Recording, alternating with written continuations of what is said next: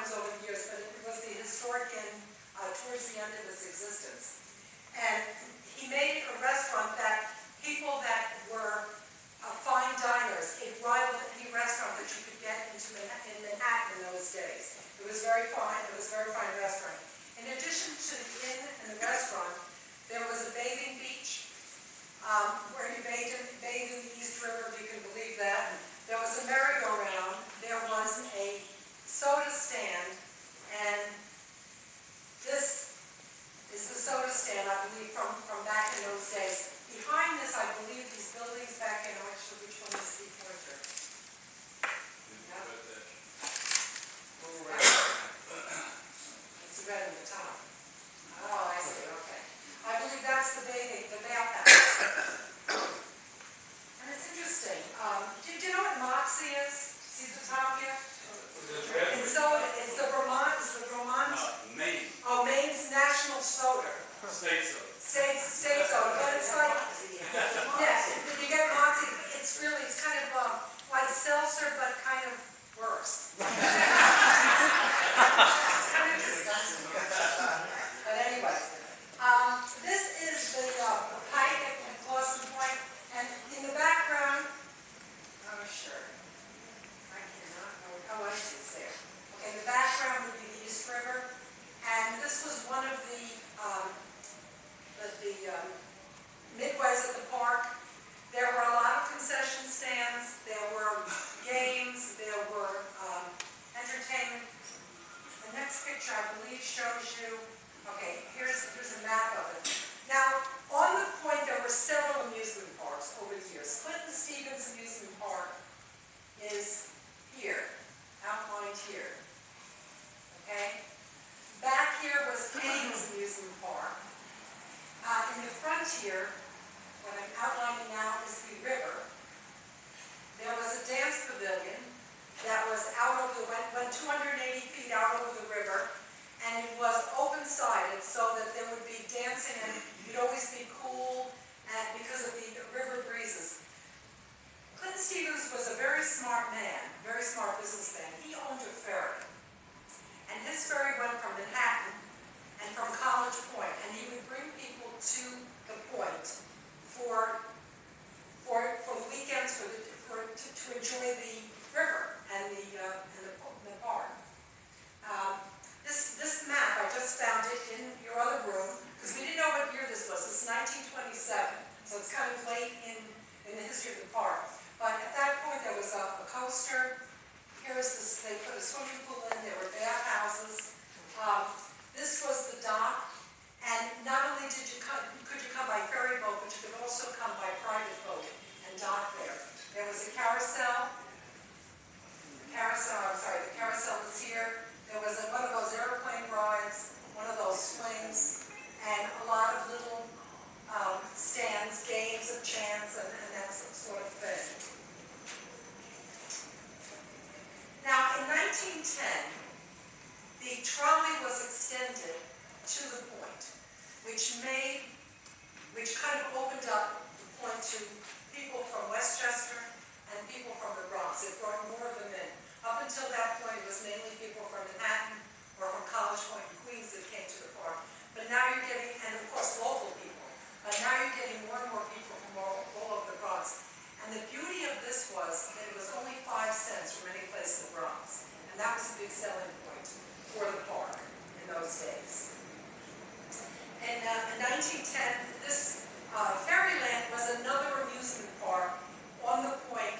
Was not owned by Clinton Stevens, but it was there. It also had your Ferris wheels, I put this picture, had it, your Ferris wheels, your roller coasters, your carousels, the same things. In fact, one of the carousels at Fairyland was a PT Ferris wheel as well. It had to be PT-14. The Quattro was called. So that was a Clason Point as well. That one, it's interesting. That one ended up in South Beach on Staten Island. So it's kind of interesting to follow that. As I did my research on Staten Island, here comes this carousel that I had followed from the point in Bronx, which I thought was kind of neat. You know, one thing I want to point out, notice the way that people are dressed.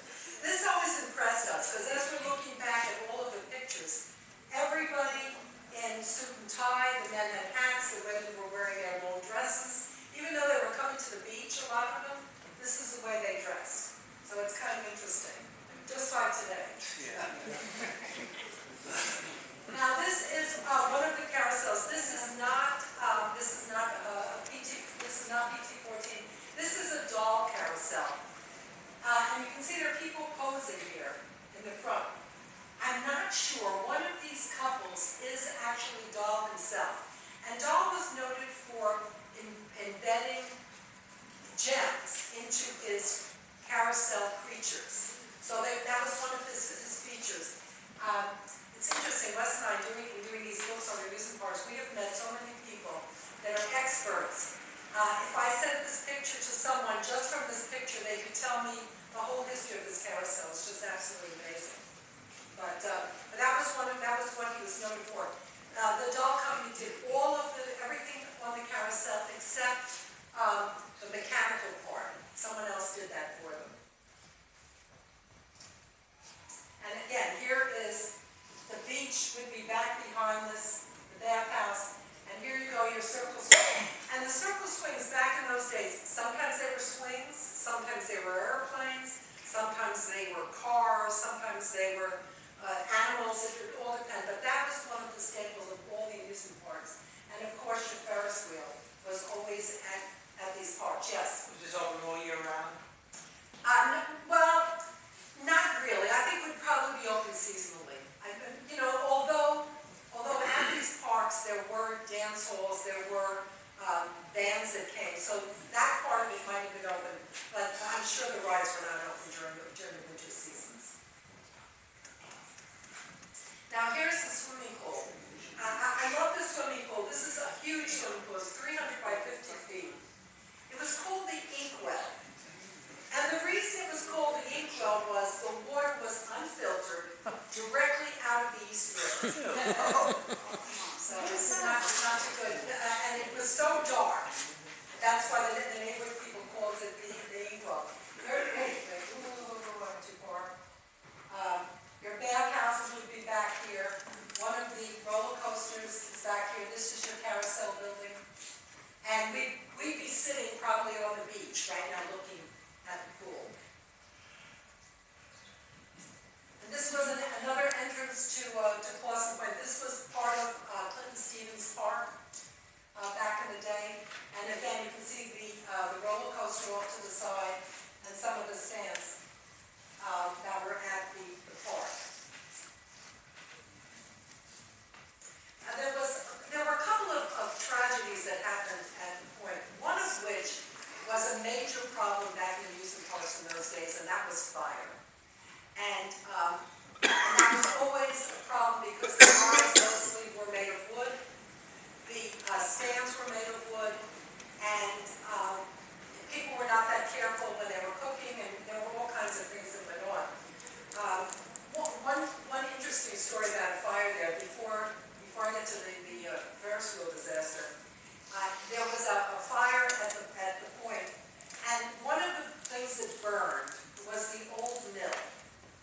And people actually went and cheered that ride was burning. And the reason for that was it apparently played one song over and over